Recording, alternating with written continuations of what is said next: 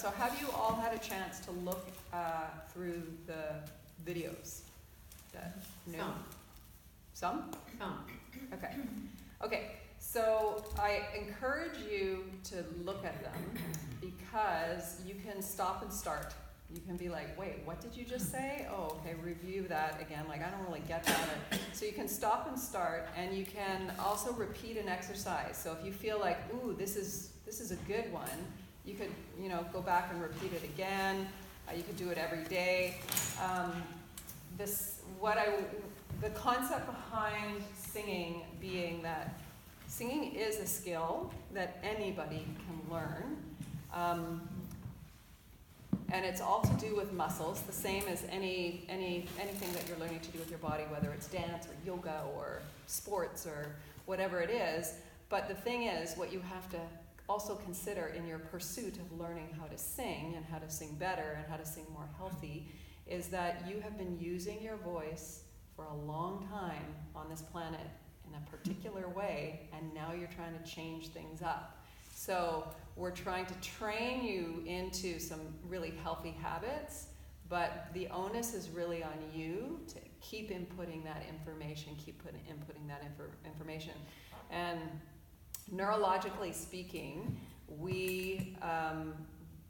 it's the repetition that helps. And so you want to work on this technical stuff when you kind of feel like you have an alert mind, where you can be paying attention to that kind of stuff. Some parts of the day you'll be like, okay, I can do my technique now because I'm totally, and then other parts of the day you're just like, yeah, there's no way I can pay attention to that right now. So you want to look for the opportunities, and it doesn't have to be a huge amount, but if you practice 1 minute a day for a week, you would be way further ahead than you would if you practice 7 minutes on one day, right? Even though it's the same amount of time, it's the retraining that you're doing every single day. So try to keep that in mind, like short little spurts, little practices.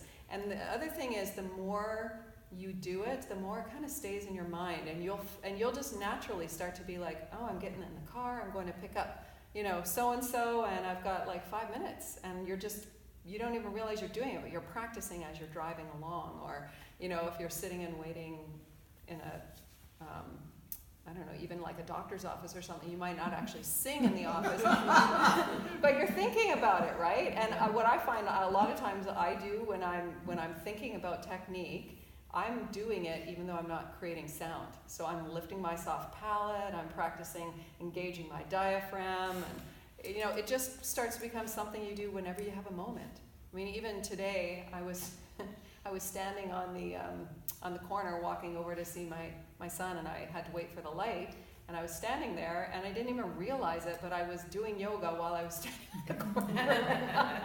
And then I thought to myself, oh wow, I'm like, all these cars passing by, and I'm in the middle of, and it started off with just standing there and being like, oh, hips, right? Trying to get my hips open, and I was like, okay, I need to but it's that same kind of thing. It's just it's in your awareness. So the more it's in your awareness, the more you're going to see changes. Like you will start to. And Lisa actually is a great role model for us, because she has come from a place of feeling like she doesn't know what she's doing, and she's always loved singing, and but I don't know if I can do it, and my kids have it's always been about my kids, and now my kids are gone, and well, I'd kind of like to learn, but I'm not really sure, and when she first was singing, she was singing really low and in the tenor range, and was kind of a bit, I hope you don't mind me using it. I don't think you'd mind me using it. I felt Jesper.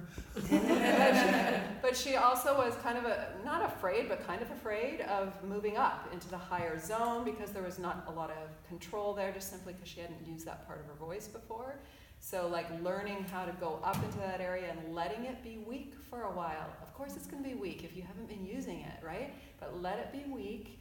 And then the more you use it, the easier it's going to be to get in and out of it. And then it will start to feel stronger and stronger.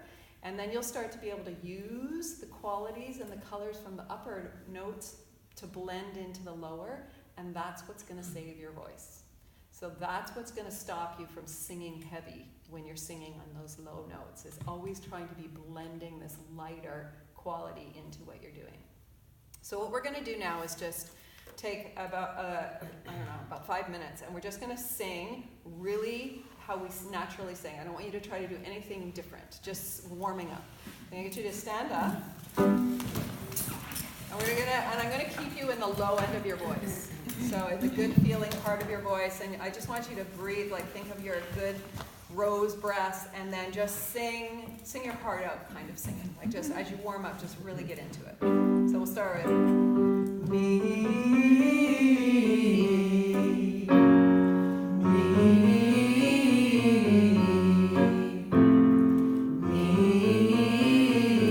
Arms are loose and relaxed by your sides.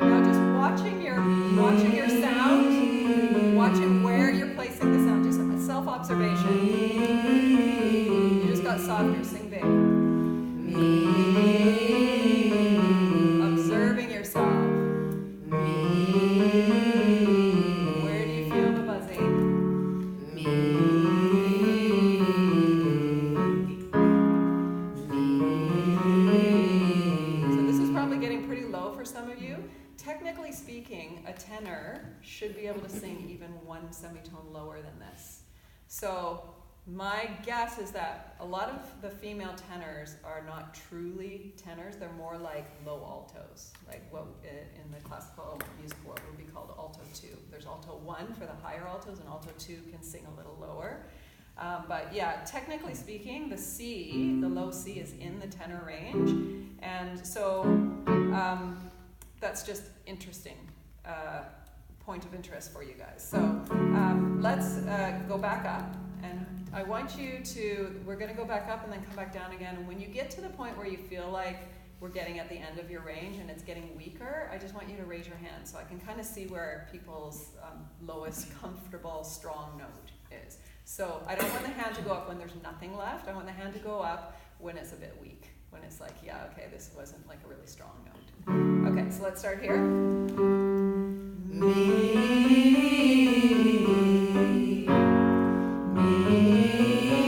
Arms loose and relaxed by your side.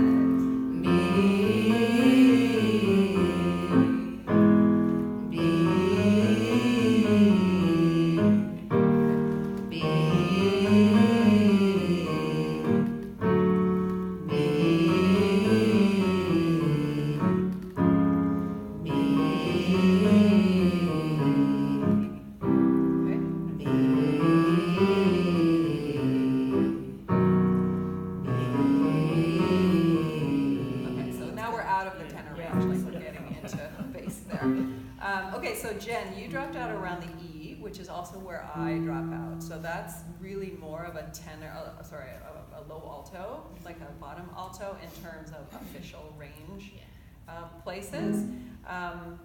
So that might be something you want to try to play around with, is not to relearn all your stuff, but to, on newer stuff as we're starting to do, maybe just start venturing over there. Yeah, I know I do go over to the alto for a couple things. Yeah. So just to try that out a little bit. Okay, so that is, and the sound I was getting out of you was quite a heavy sound, right? And that's like the low end, we're getting like our, and the thing is, it feels so good, right? Like the vibration in the chest and it just like, it feels so good to sing like that. So we're not gonna take away from that, but what we want to do is release the pressure from in the throat and raise up the soft palate, so that it's not compromising these like really fine-tuned muscles in here. We have these giant muscles down here, so we want these muscles doing the work, and these ones just creating the space for the energy to flow.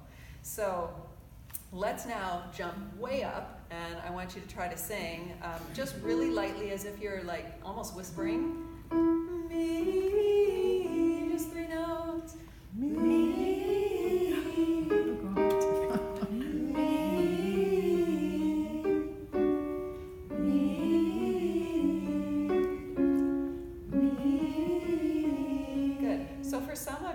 feel like there's barely any sound there at all, try to keep it forward in the mask so that you really get a buzz there. If the sound falls back, you're going to get less sound.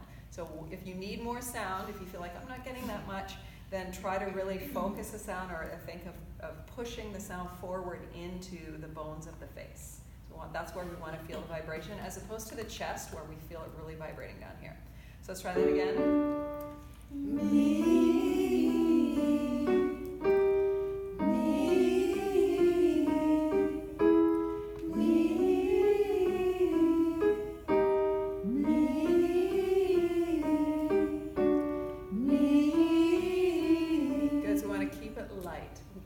Chest voice may want to start jumping in and take over, but don't let it. We're going to try to stretch. This is called your head voice. You're singing in a really light sound. So what we want to try to do is stretch that head voice down as far as we can. So I don't want you to switch gears, and it'll feel like a gear shift, right? It feels like you're going from me to me. Like it'll sound really different. So that's what we don't want to do. Just let it peter out. So to me, me. It's like barely, there's barely anything left. So let's try that again.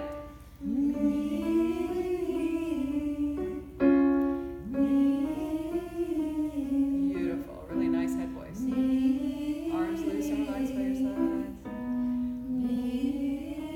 Yeah, it's harder to keep it light, right? Keep it light. Last one.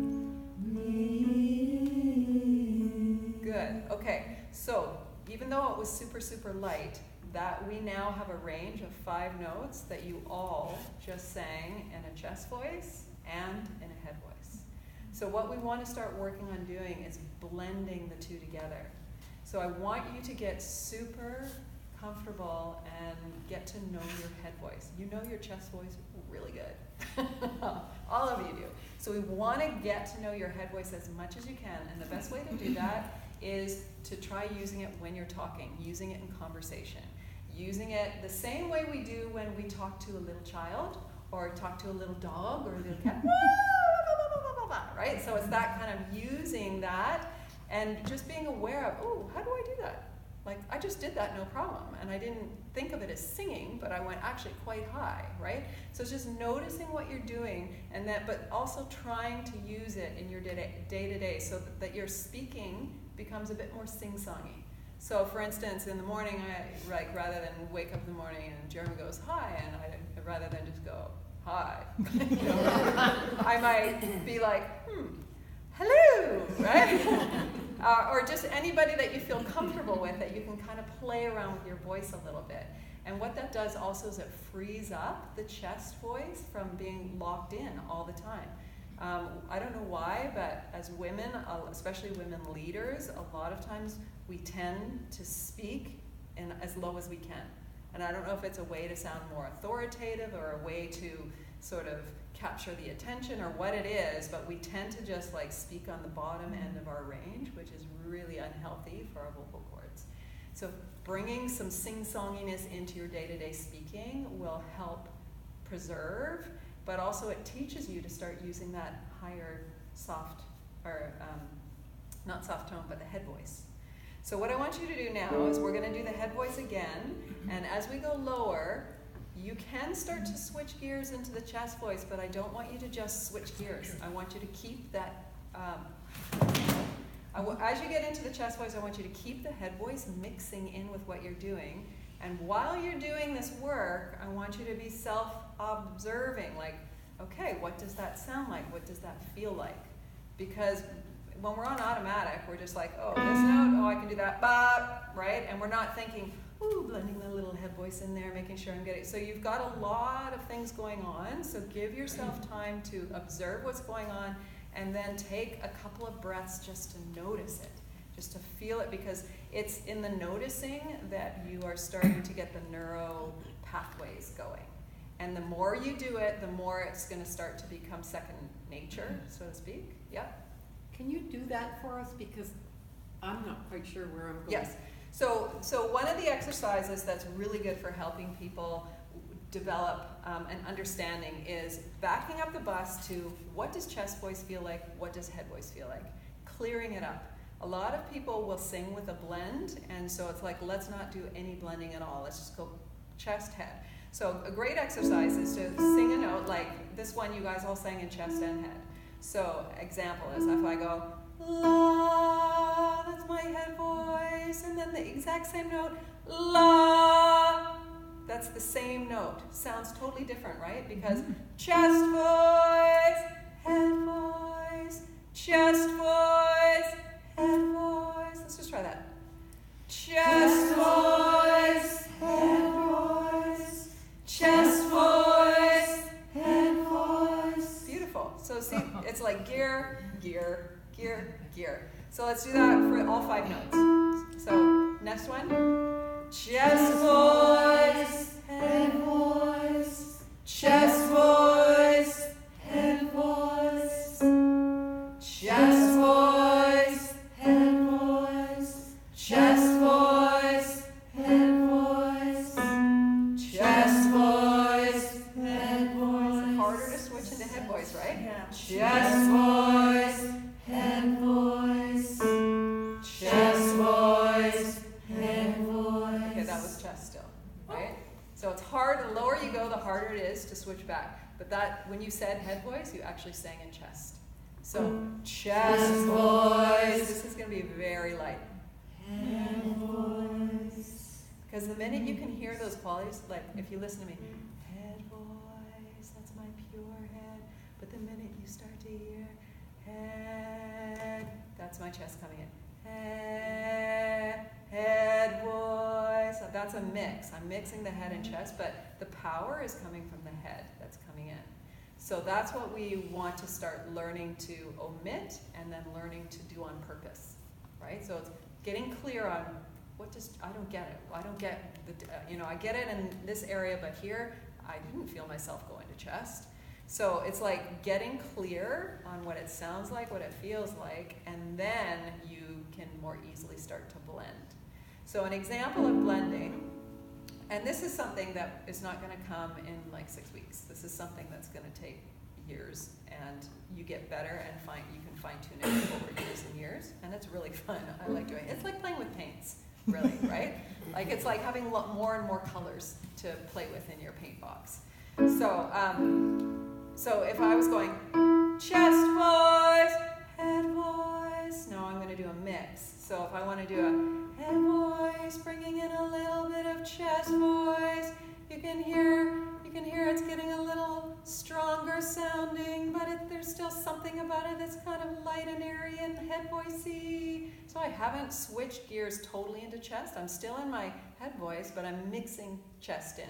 So head voice. Now if I go completely into chest, can you hear that? Now if I'm mixing a little bit more head voice, but I'm still in my chest mainly, but I've got a little bit of head voice, so it's creating a softer, more lifted quality. And if I get a little bit too close, then I've switched gears, and now I'm in a head voice dominant sound. You can hear head voice is driving the bus. Chest voice is along for the ride. I'm still in head, but chest is in there. You can hear it mixing. And before you know it, okay, now I'm totally in chest. I'm in chest, but I'm going to start mixing some of the head. But you can hear the rooting of the chest voice, and you can feel it. You can feel it. It's like, boom.